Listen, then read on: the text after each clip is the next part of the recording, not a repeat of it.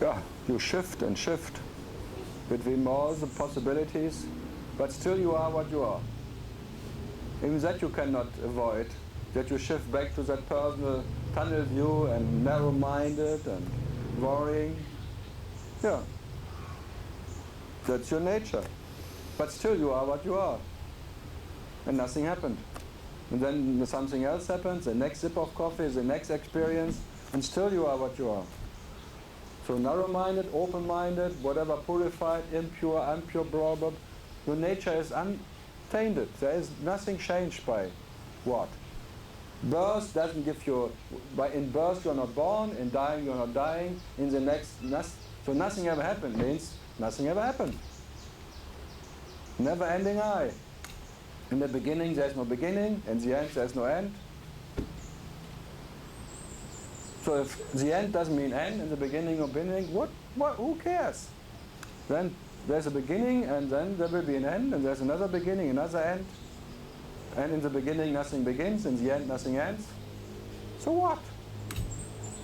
Never-ending story of beginning and end.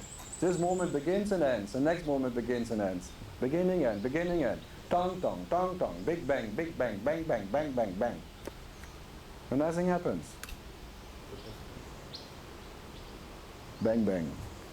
Thank you, ma'am.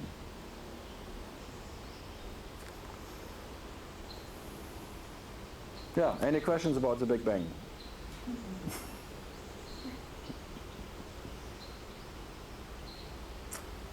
No bang. Yeah, in Switzerland they found now how enlightenment works. So if you want to be enlightened, you go to Switzerland. There's CERN, there's this big circle they made, and now they can, like the mystical wedding they called it, and the mystics call it the mystical wedding, where form and non-form, matter and antimatter merge. And they make it so fast and so intense, the energy and shooting with the atoms, and then suddenly matter and antimatter merging, what comes out for an instant? Pure light. Then the next instant it's diverting again in form and antiform, in form and formless, matter, antimatter. So they can show you now how enlightenment works. And the mystic had all these experiences for years, for ages, and now they can even create it in the scientist.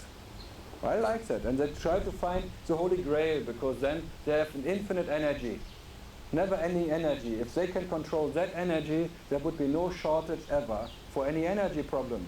It will solve the whole energy problem for the whole universe. If they find this the beginning of where energy, the nature of energy, and if they can control light. So the devil is working. This will be good for the mind. This is good for the mind? No, will be good to know this. No. For the mind. It doesn't make happy, but it may solve the energy problem. So it's good for the energy problem, but not for happiness. Others say it might create black holes. Do what? Others say it might create. Yes, maybe that what is not there will be really gone. Imagine. Then you look. Then we have some problem. Then that what is not there will really not be there. Wow.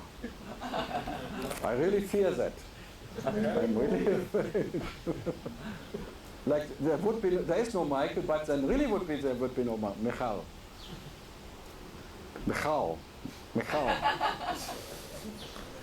What's there? Where's Michal? Oh, he became a black hole. Some are happy now.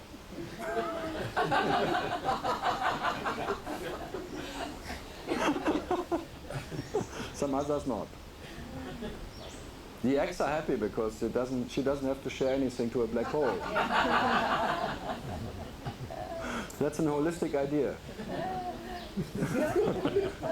Very holistic. It's holistic. The list. Whole list.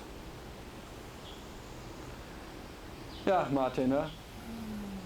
And we all work for all of that, for the sake of that this bullshit continues.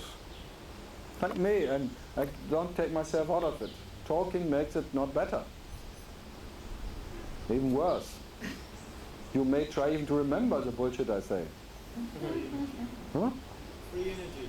Free energy? You think energy is free? Look, energy is what you are. Is energy free? From what? It still has to realize itself, incarnates in all that bullshit.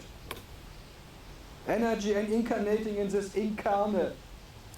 Nicht gerne. Incarnate. Incarnation. Energy incarnating, but for what? Yeah, who would have the advantage of harnessing all that energy? Would be like Energy has no advantage of in whatever. Incarnating in the sun or incarnating in the whole universe doesn't make energy more or less. Yeah, and you are energy. You call it energy, you call it knowledge, you call it life, different names, Tao, call it whatever, but energy cannot know energy. Energy can only know itself, getting into information of a knower, knowing what can be known. So energy realizing itself in all that. But it can never know itself as energy. Or knowledge. So knowledge realizing itself in ignorance, but the ignorance is not different from where it comes from, what is so that energy, which is this body, is energy, but the energy is not the body. But still the body is energy, but the energy is not the body. So the energy is what is, but not the body. But if you see the body as real, then you look at shit. If you see the energy, which is never born and never dies, you may recognize yourself. And then you are that. What is that? What is the seer? The seeing what is seen. Which is never born and never dies, and it's never-ending story of that what you are in all the different forms and possibilities, and nothing happens. So what? So there's quality or you are quantity. When there's quantity, you have never enough. When there's quality, there's the fulfillment of just being what you are.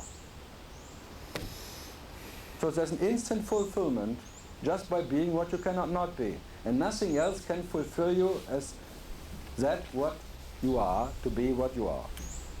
Nothing. None of this fake bullshit can ever satisfy you as you only can be Sat itself. And being Sat itself is satisfaction itself. Because there is no one who needs to be satisfied at all. It is satisfaction in nature, but not by any being satisfied by any phenomenal bullshit of any incarnated tralala or words of blah blah blah. So, bon appetit.